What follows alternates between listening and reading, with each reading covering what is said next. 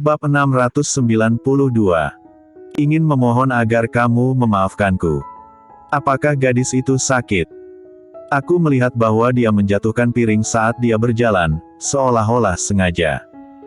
Sally Meng tidak peduli tentang apapun. Dia bergegas kembali ke belakang dan bersembunyi di kamar mandi. Kemudian dia mengeluarkan ponselnya dan mulai memeriksa informasi online. Ketika dia yakin bahwa apa yang dia lihat itu benar, dia sangat terkejut. Marah karena dia meremas jari-jarinya dan menghancurkan ponselnya secara langsung. Piang! Ponsel terbanting ke cermin, membuat suara keras, dan kemudian jatuh ke bawah dan menabrak wastafel. Tapi ini masih tidak bisa meredakan kemarahan Sally Meng. Dia terus mengeluarkan telepon, dan kebetulan ada foto Audrey Han mengenakan gaun di layar. Dalam foto tersebut, kulit Audrey Han putih, leher panjang, dan tidak ada bagian tubuhnya yang tidak cantik. Semua ini awalnya adalah miliknya. Sally Meng terisak oleh amarah di dalam hatinya dan mengangkat ponselnya untuk menghancurkan cermin terus-menerus. Piang! Piang! Piang piang! Suara keras terus terdengar di kamar mandi. Karyawan di luar mengerutkan kening mendengar suara itu. Suara apa? Aku mendengarnya seolah-olah berasal dari toilet. Set, tutup mulut. Siapa lagi yang berani begitu sombong selain wanita itu? Cermin di toilet tidak tahu sudah berapa banyak yang dia pecahkan. Apa yang dia takuti? Lagi pula, jika rusak, dia akan menggantinya. Siapa suruh dia bisa mempertaruhkan semuanya? Benar juga, hanya masalah tidur semalam. Dia menghancurkan toko juga semuanya akan baik-baik saja. Sally Meng telah hancur seperti orang gila, seolah-olah dia kerasukan. Dia merasakan sakit di jari-jarinya, dia melihat cermin itu pecah dan tangannya tertusuk. Darah itu membuatnya sadar.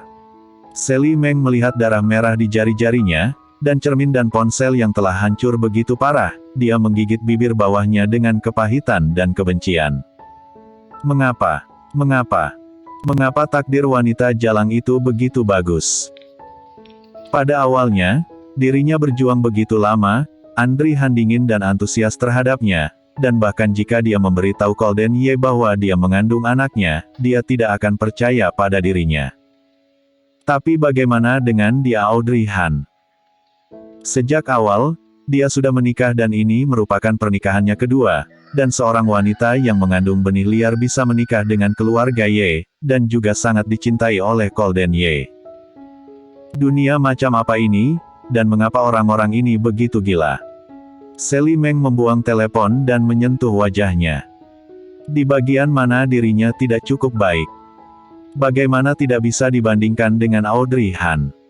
Jelas, dia tidak kalah sama sekali. Mengapa Tuhan sangat menyukai Audrey Han? Asteris. Audrey Han duduk di sofa untuk waktu yang lama, dan tidak tahu apakah dia tertidur. Ketika dia tiba-tiba bangun, dia menyadari bahwa dia benar-benar tertidur. Melihat ponsel lagi, dan menyadari bahwa itu baru lebih dari setengah jam. Ketika dia masih bekerja di Yes Corp sebelumnya, dia tahu bahwa pertemuan di sini akan memakan waktu beberapa jam, karena itu adalah perusahaan besar dan ada banyak orang yang mendiskusikannya.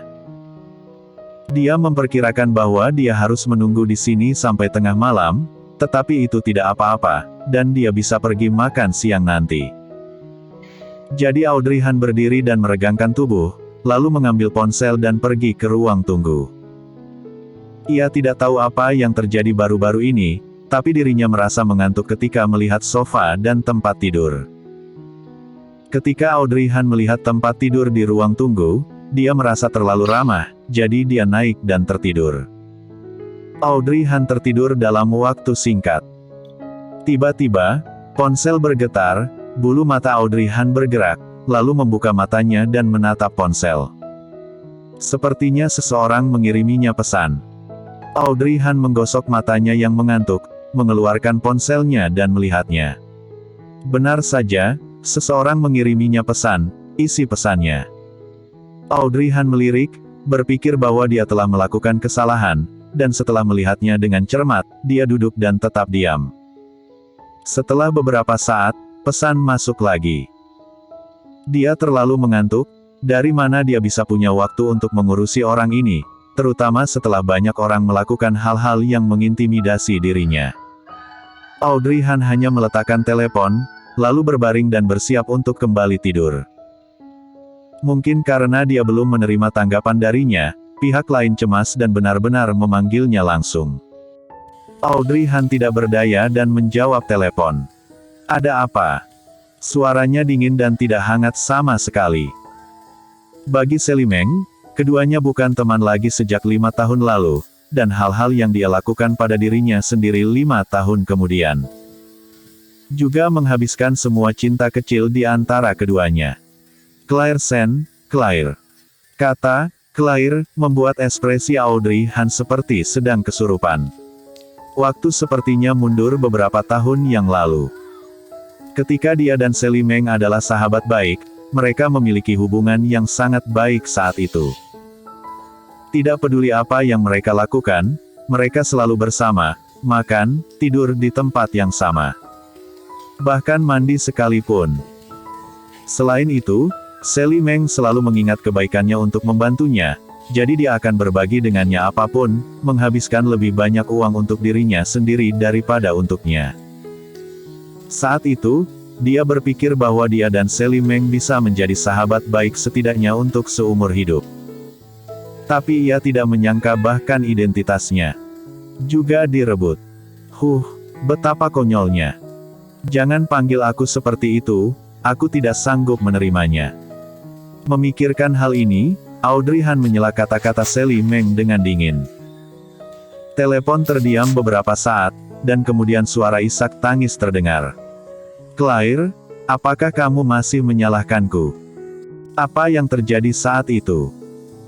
Aku benar-benar tidak bersungguh-sungguh, aku benar-benar tahu aku salah, aku juga melakukan ini untuk sementara waktu. Aku sangat menyesalinya nanti, jadi aku terus menebusmu. Kamu juga tahu. Iya. Audrey Han mengangkat bibir merahnya, senyum dan nadanya mengejek. Aku benar-benar tahu ini. Kamu selalu sangat baik kepadaku.